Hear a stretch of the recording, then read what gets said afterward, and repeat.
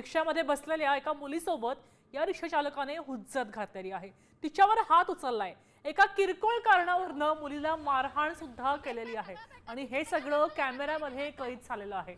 या मुलीनं आपल्या फोनच्या कॅमेऱ्यामध्ये ही सगळी घटना, ही सगळी मारहाण कैद केलेली आहे।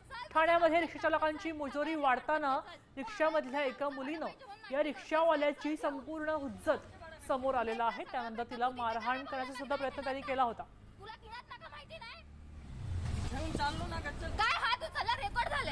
हा रेकॉर्ड झाले। चल तुझी कंप्लेंट टाकते, चल सगळं रेकॉर्ड करते, चल। हो आम्हाला तुला लांबचा भाडा पाहिजे म्हणून नाटकी करतोयस काय? चल घेऊन लांबचा भाडा भेटता, सगळं भेटता। तू तिथे का नाही बोलला? मग नाही नेणार तर तुला किनात नका माहिती नाही? चाललो ना काय हात उचलला? रेकॉर्ड झाले। हा रेकॉर्ड झाले। चल तुझी कंप्लेंट टाकते, चल सगळं रेकॉर्ड करते, चल। हो आम्हाला तुला लांबचा भाडा पाहिजे म्हणून नाटकी करतोयस काय? चल घेऊन लांबचा भाडा भेटता, सगळं भेटता। तू तिथे का नाही बोलला? मग नाही नेणार तर तुला किनात नका माहिती नाही? चाललो ना काय हात उचलला? रेकॉर्ड झाले। हा रेकॉर्ड झाले। चल तुझी कंप्लेंट टाकते, चल सगळं रेकॉर्ड करते, चल। म्हणजे एका रिक्षावाल्याने इथून आम्हाला हवालदार जे असतात ट्रॅफिक पोलीस हवालदार, त्यांनी आम्हाला रिक्षामध्ये बसवून दिलं। 2 मिनिटं झाली, इथे समोर त्याने जाऊन रिक्षा थांबवली आणि तो म्हणाला की मला तीनाथ नाका कुठे ते माहिती नाहीये। मी त्याचा व्हिडिओ करायला स्टार्ट केला। जसा तो आला, रिक्षात बसला आणि त्याने माझ्यावरती हात उचलला।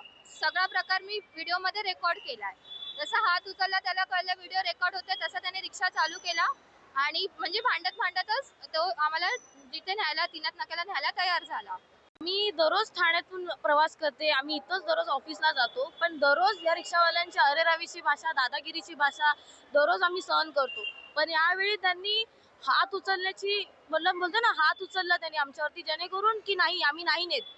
पण दाखवण्याचं हेच तात्पर्य याच्या मागे, जर तुम्हाला नाही न्यायचं आहे ना भाडं, तुम्ही आम्हाला सुरुवातीला जर सांगितलं असतं आम्ही स्वतःच नसतो बसलो रिक्षामध्ये।